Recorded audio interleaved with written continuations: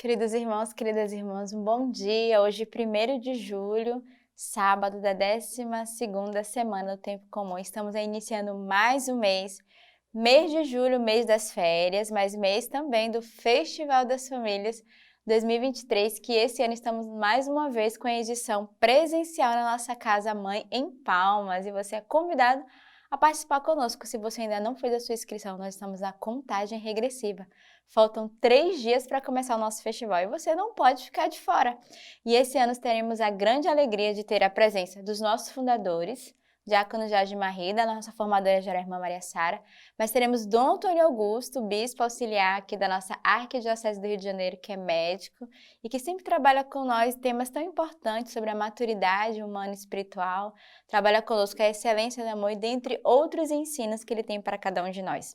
Juntamente com ele teremos a presença do casal responsável, que foi responsável durante muitos anos aqui pela Pastoral Familiar, Ronaldo e Tatiana, que tem um programa no nosso canal do YouTube, toda quarta-feira o Seed by Seed, com a Teologia do Corpo, segundo São João Paulo II.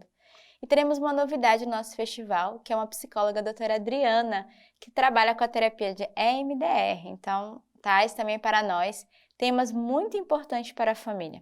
Então, você não pode ficar de fora, você é convidado a participar conosco, ainda dá tempo de fazer a inscrição. E se você não pode participar de forma presencial, participa de forma online. Você pode também acompanhar o nosso festival fazendo a sua inscrição pelo nosso Belogos. Então, mês de férias, né, julho, reúne a família para viver 5 dias da graça de Deus com formação, com Santa Missa, noites artísticas, né, noite para as crianças, para a família inteira. Então, você é convidado a participar conosco. E vamos lá para as nossas leituras desse dia, né? Aquilo que a igreja quer nos preparar para o início desse mês. A primeira leitura de hoje é do livro do Gênesis. O Senhor apareceu a Abraão no carvalho de Mambré, quando ele estava sentado na entrada da tenda, no maior calor do dia. Tendo levantado os olhos, eis que viu 3 homens de pé perto dele. Logo que os viu, correu da entrada da tenda ao seu encontro e se prostrou por terra. E disse: Meu Senhor, eu te peço, se encontrei graça aos teus olhos, não passe junto de teu servo sem te deteres. Traga-se um pouco de água e vos lavarei os pés, e vos estenderei sob a árvore. Trarei um pedaço de pão e vos confortarei o coração antes de irdes mais longe. Foi para isso que passaste junto de vosso servo. Eles responderam: Faze-me, pois, como dissestes. Abraão apressou-se para a tenda junto a Sara e disse: Toma depressa 3 medidas de farinha de flor de farinha, amassa e faze pão cozido. Depois correu Abraão ao rebanho e tomou um vitelo, tenro e bom. Deu ao servo que se apressou em prepará-lo. Tomou também coalhada, leite e o vitelo que prepara, e colocou tudo diante deles. Permaneceu de pé junto deles, sob a árvore, e eles comeram. Eles lhe perguntaram: Onde está Sara, tua mulher? Ele respondeu: Está na tenda. O hóspede disse: Voltarei a ti no próximo ano. Então tua mulher Sara terá um filho. Sara escutava na entrada da tenda atrás dele. Ora, Abraão e Sara eram velhos de idade avançada, e Sara deixara de ter o que tem as mulheres. Riu-se, pois, Sara no seu íntimo, dizendo: Agora que estou velha, e velho também está o meu senhor, terei ainda prazer? Mas o Senhor disse a Abraão: Por que se ri, Sara, dizendo: Será verdade que vou dar à luz agora que sou velha? Acaso existe algo de tão maravilhoso para o Senhor? Na mesma estação, no próximo ano, voltarei a ti, e Sara terá um filho. Sara desmentiu: Eu não ri, disse ela, porque tinha medo, mas ele replicou: Sim, tu ristes. Dá até para rir nessa primeira leitura, né? Parece um conto que a gente vai lendo uma história. E de fato a gente percebe aqui o coração do homem que é medroso e que também é incrédulo, né? E aqui Abraão já tinha recebido essa promessa, a gente viu na leitura de ontem, né? Que o Senhor tinha aparecido a ele, tinha dito que ele teria um filho de Sara.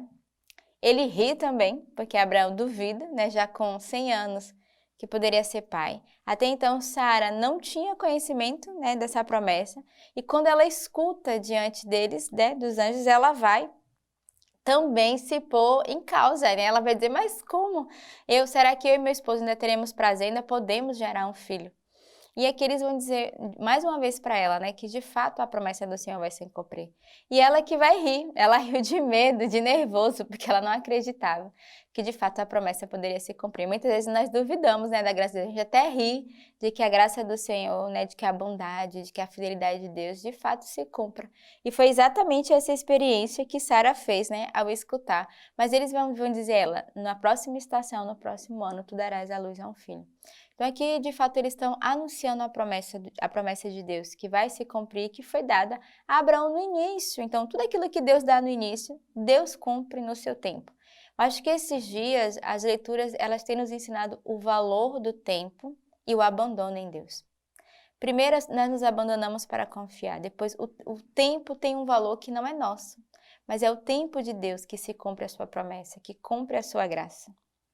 O salmo de hoje é o salmo que é retirado do Evangelho de São Lucas.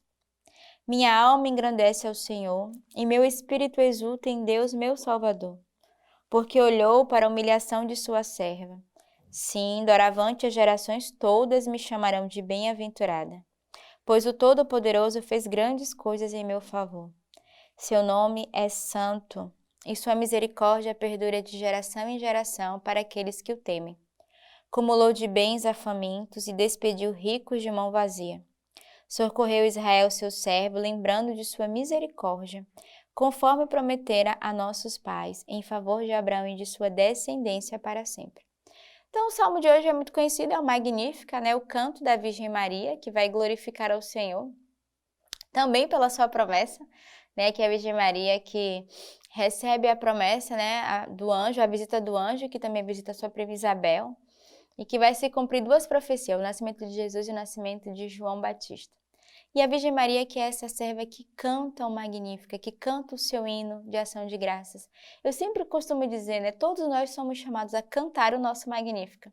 Então você é chamado hoje a compor o teu hino, né, o teu salmo de louvor e de gratidão, o teu salmo de ação de graças, assim como a Virgem Maria compôs o salmo do coração dela. E o evangelho de hoje é o evangelho de São Mateus.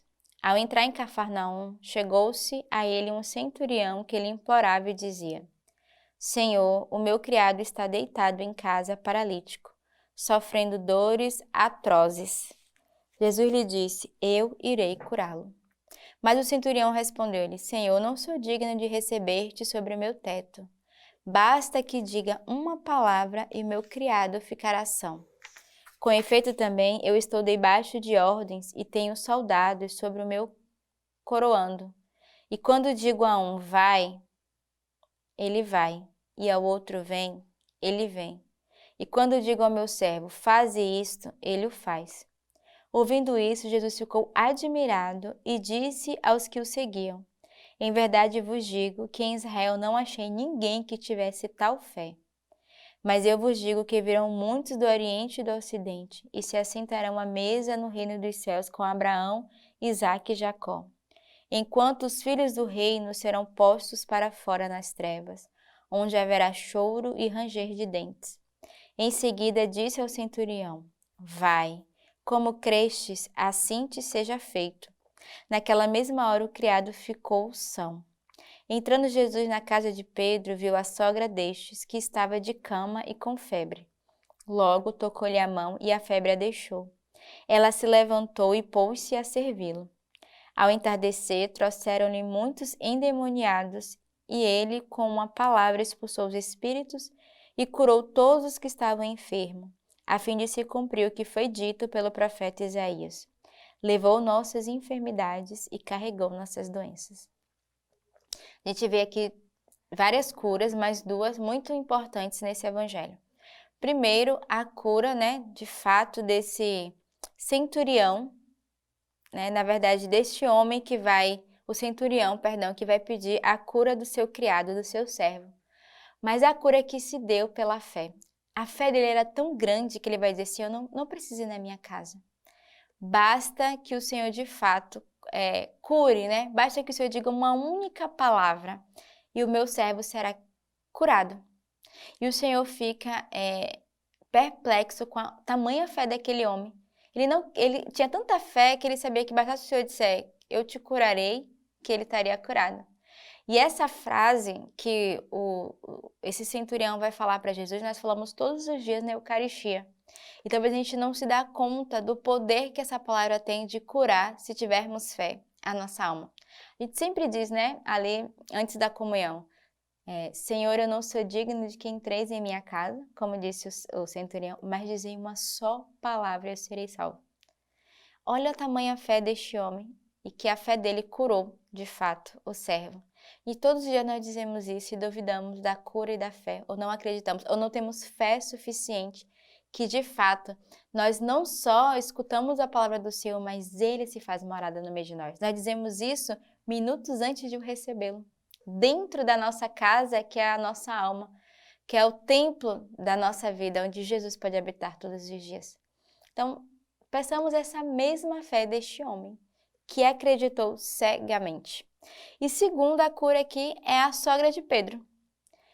A primeira atitude que ela teve depois da cura foi expor-se a serviço. A cura nos faz estar de prontidão e de pé.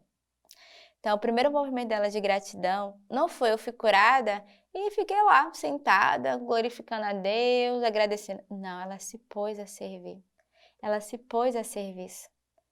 Então, não foi uma cura para ela, mas foi uma cura para os outros, porque uma vez curado, ela pôde servir e ajudar os outros. Então, olha que testemunho belo da sogra de Pedro.